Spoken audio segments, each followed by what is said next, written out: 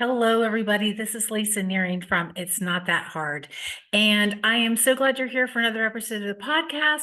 We believe that every parent can confidently, competently, and even contentedly homeschool their kids. We've got a lot to cover in today's podcast, so let's get going. We get questions in our Facebook group on the daily about parents who are concerned that their kids won't get into college. But times are changing and very, very quickly. Elon Musk recently announced that they have successfully planted their first neurochip into a human brain.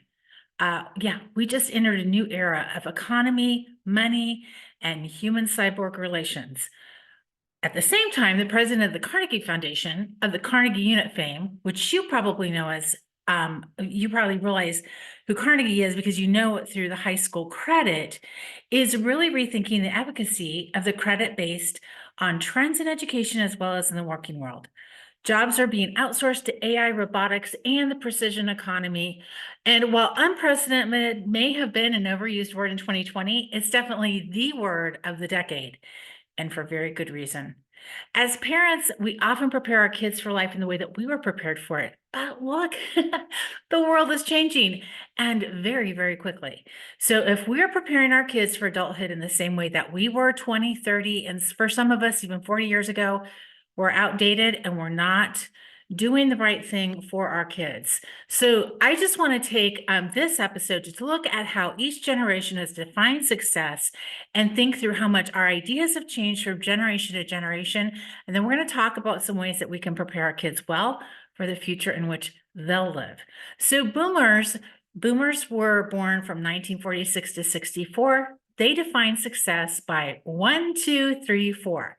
One spouse, two kids, a 3-room flat, and 4 wheels, also known as a car.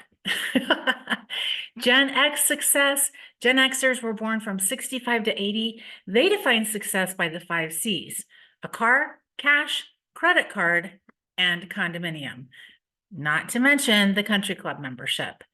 Millennials, however, Gen Y, born from 1981 to 1996, they define success by the 5 B's: a BMW, body, i.e., focus on health, brain, being able to question, be flexible, focus on growth mindset, a bungalow, and becoming a billionaire.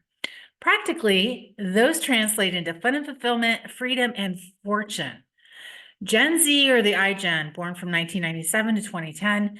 Gen Z kids are the first to be born in a world where they know nothing else besides being constantly connected to one another, albeit through phones, screens, and tablets. The vote's not in how they'll define success, but be assured that the anxious loneliness of 2020, coupled with the fast pace of tech development, will definitely play a part in that definition. Couple this with the fact that we all have more leisure than ever before. Each of us has 160 hours a week, or 8,760 hours a year of leisure. And we can expect that for a good portion of the time. We can expect that for a good portion of that time, we'll be sleeping or working. But the number of hours worked have drastically reduced over the last 200 years. In 1830, most people worked on average 69.1 hours a week. Today, we work on average 39.1 hours per week. So that means instead of an average lifetime of 43,000 hours of leisure, someone in the 1830s might have enjoyed, people in 1995 enjoy 176,100 hours of leisure. And by 2040, lifetime leisure is expected to be 246,000 hours. That's 28 years of leisure over the course of our lifetime. That is a lot of leisure. All of this adds up to the reality that our young adults have some unique challenges that we didn't face when we launched and that our young adults will probably need help navigating. So what are the top skills for young adults, regardless of whether they go to college or how many credits they have when they graduate? Number 1 is self-agency. Agency means the ability to do things on your own, the ability to exhibit a sense of autonomy and control over our lives. We need our young adults to be able to actively make choices, set goals, and take responsibility for their actions. Now, this really flies in the face of the victim mentality or the victim society that we live in. It involves having the confidence, it involves having the confidence, I'm sorry, it involves having the confidence to navigate life's choices and to advocate for oneself. Now, in order to have self-agency, you really have to take responsibility. You have to say, that was my fault. I didn't realize that was going to happen, or I did it on purpose, but really taking responsibility for what you do and what you say. That's the number one skill our kids are going to need to have. Number two, they need an integrated identity. A successful young adult has a clear understanding of their values, beliefs, and purposes, and they have those all integrated into their identity. So they have a clear understanding of who they are personally, societally, culturally, and it's all a cohesive whole.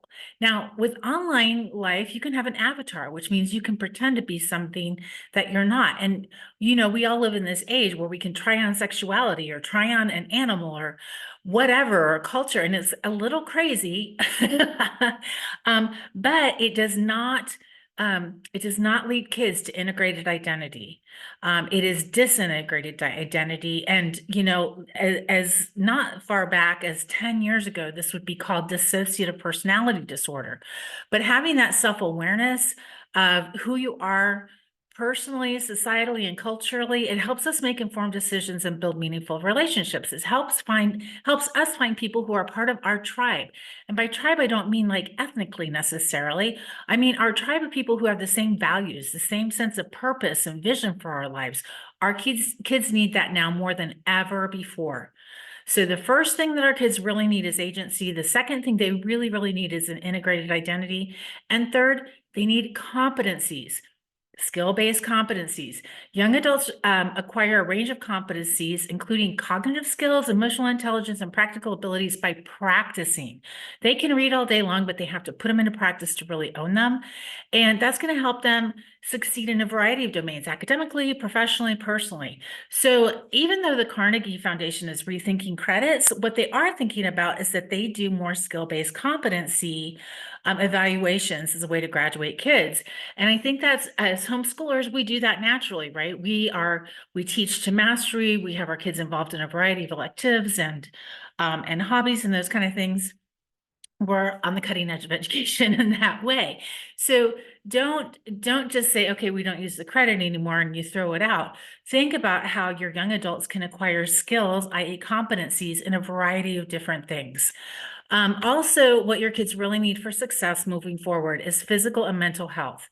And that means, again, integration socially and societally, as well as interpersonally, prioritizing well-being and maintaining good health physically, having a growth mindset, having a family life, cultivating rewarding relationships, and minimizing conflict within family. That doesn't mean cutting off family, which is such an ugly and selfish trend right now. It means working through conflict and having the skills and tools and being invested in those skills and tools to work through the conflict so that you can have a better relationship on the other side. Your kids also need to know how to set goals. So accomplishing personal life goals, regardless of their scale and nature, start small when they're little and ramp it up as they get bigger. Intellectual curiosity, I talk about this all the time with the scientific method. There's this attitude of study disinterest that our kids have, especially, and adults too, with the phone. They look at the phone, they could care less who's next to them at the table as they go out to eat. We need to put down the phones, take them off the middle of the table, put them away and turn them off, and have intellectual curiosity about the person next to us, what's going on in the news and politics, and what happened in history, and what science innovations are happening right now. It helps us stay motivated, intellectually engaged, and active. And lastly, our kids need to understand how to make an impact in the world, contributing positively at work or in the community, embodying everyday leadership.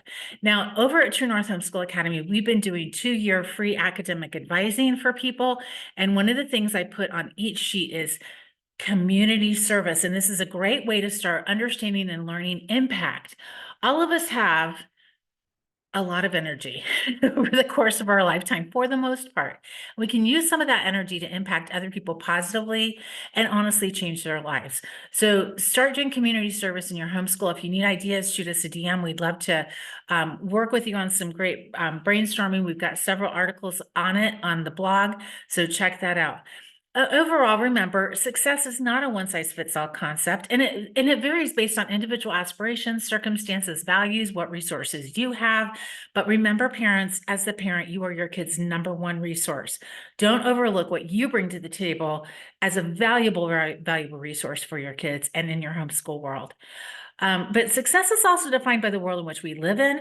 And right now, we do actually live in unique and unprecedented times. And we're going to be launching our young adults into this world. And so we need to really think, is how I was prepared to launch as a young adult. Am I doing that for my kids? And is that really going to prepare them well enough to succeed? Our kids do have unique challenges coming on at them that we didn't have to deal with. So think through some of these ideas that I've talked about. I'd love to hear from you. What are your thoughts about it?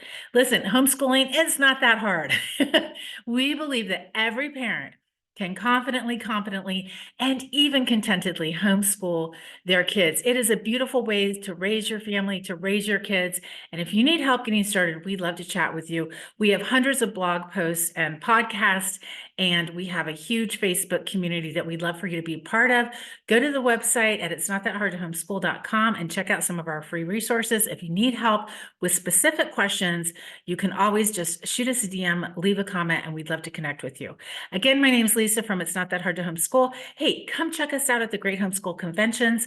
We will be there under the True North Homeschool Academy group, but we'll have information about It's Not That Hard there too, and a new mega book that we are putting out. So hope to see you at the Great Homeschool Conventions. We will be in South Carolina, Missouri, Ohio, and Texas this year, and we'll be doing a regional conference in South Dakota. So we'd love to see you in person. We'd love to connect with you guys one-to-one in person. All right, you guys, I'll be back with another podcast, and It's Not That Hard to Homeschool. I'll catch you later.